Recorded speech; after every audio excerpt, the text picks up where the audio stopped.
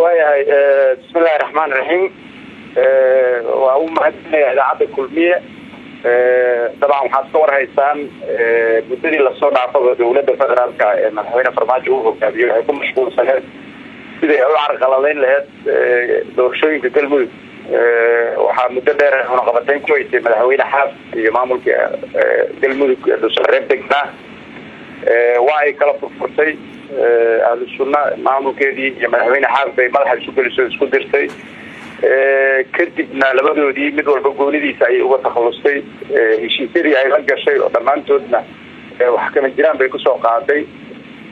kadib marka hadda ay aragtay in maamulkii galmudug oo madaxweyne xaaf iyo kii ahlu sunna iyo dadkii doorashada daneynaya ee galmudug annagu aan ka mid ahay ay soo jeedaan oo ay arkeen khaladaadka ay dawladdu ku socoto dawladdu waxay go'aan ku gaartay in sidii baydhabo ay u booftay oo ay ciidamada Itoobiyaanka ugu booftay inay Soomaaliyeed Itoobiyaan ku boofto horay ciidamo badan bay u geysay waxa mar laga qaado Soomaaliya ayagaasaan dacwo ka qabnay Soomaaliyeed waa ka war haysan 10 sano ay shabaab ka difaacisay intii gurmatay ciiday u baahneen la maarko magaalo amaana nabada qofka Soomaaliya sidoo rabo u maro maamulka al-sunna ku baxsan dawladii marka maadaama ay rabtay inay doorashadii boofto horay aad u ogeydeen wixii ay ka samaysay baydhabo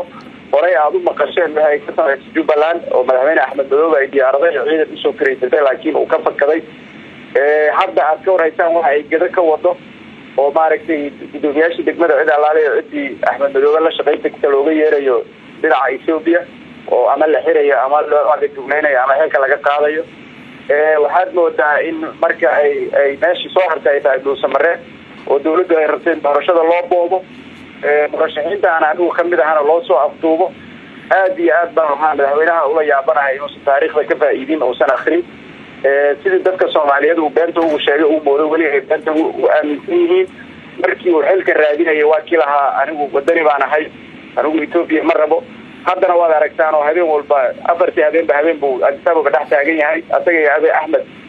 inuu soo adeegsado si uu Soomaalida u soo adeegsado oo dekado siiyay oo qalbi dhagax u dhiibay oo wixii u dhiibay waxa soo dhaw wuxuu sameeyay in ciidamada Itoobiyaanka shaqada ay rabaan ay u qabtaan waxaan rabaa inaan madaxweynaha xasuusiyo ciidamada Itoobiyaan oo kuwan hadda uu meelaha wada kuwa aad ugu badan baan hadda ka horna loo keenay ayagoo konton kun gaaray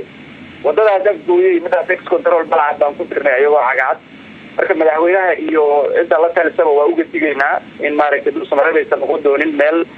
inta la boobo oo madaxda la soo afduubo dadka danaha leh oo meesha murashaxiinta ka ay ku seexdaan oo ay baxay rabaan ka sameeyaan meeshaas anagu waxaan codsanaynaa in maaragtay maamulkii madaxweyne xaaf iyo al-sunna iyo annaga iyo dawladdu waxaan u dhaamahay oo ka wada tashanay ay ka soo yeeraan wixii intaas ka sokaysa waa afduub iyo boob mana aqbalay waayahay xildhibaane laakiin magaalada hore waxa ugu sugnaa ciidamo ka tirsan Amisom oo Djibouti ah ciidamadii dawladda federaalka joogay Ethiopia meelo badan oo dalka kamid ah bay joogaan ciidamadoodu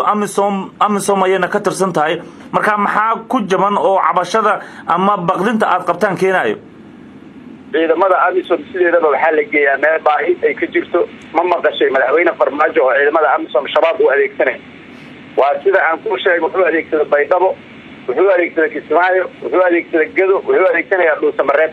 shaqadii Amisom loogu talagalay ma aha shaqadaas Amisom waxa loogu talagalay furmaha Elbuur ha aado Eldeer ha aado meelaha shabaabku joogaan oo Saako ha aado laakiin meeshii Macalin Maxamuud iyo hertiisa iyo dadka inta ku jooga beeleen reegalmudug iyo dhulkii nabadda ah oo laga shaqeeyay in loo wato dan gaar ah loogu wada maxaa ka galo ka jiro dhibaato ah waa gartay marka idinku haddii ciidamada sii joogaan magaalada Soomaaliyeed haddana xulustii xildhibaanada iyo ka shaqeyntooda ay bilaabatay haddii aad tihiin musharaxiinta oo adigu aad ka mid tahay mowqifkiina muxuu noqonayaa mowqifkeena waa soo saaraynaa haddii la yiraahdo dadka reer galmudug aan la tashanaynaa madaxweyne xaaf iyo maamulka al-sunna iyo annaga murashaxiinta ah iyo dadka reer galmudug kulligan waa tashanaynaa haddii la yiraahdo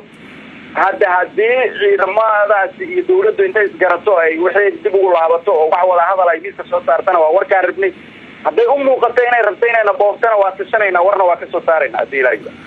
waayahay guddiga farsamadu dhawaan waxay soo saareen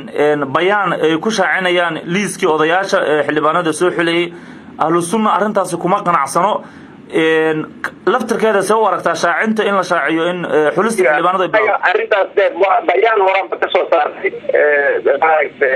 hal xaaraan oo gerig xalaala ma dhasho waxaa la isku haystaa guddiga farsamada waa ka weyn yihiin waxaa la isku haystaa dowladda federaalka markay dhuusamareeb tegaysa maamula baa ka jiray galmudug baa dhistay madaxweyne xaaf baa joogay madaxa xukuumaddaa joogay waa lala heshiiyaana la yidhi heshiiskaa looga baxay annaga waxaan rabnaa aniga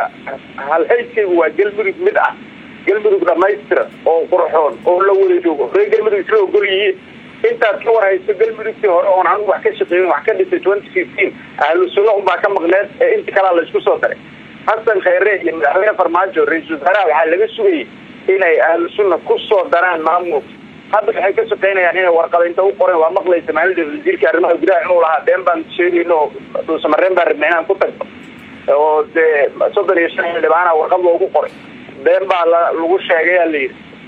guddiga farsamada dad laydinku diraya heshiisaa baa been baa lagu sheegaa layidhi dawlad rabta inay been ku shaqaysatay seen u aaminaynaa seen rabnaa inaan ula shaqaysan ayeenaan ka tashanaynaa madaxweyne xaaf iyo madaxa xukuumadda iyo kulli waxaan ugu baaqayaa inaan iswaraysano sidaan hadday wax kusii socdaan aan iswaraysano haddii la yidhaah waa mahadsan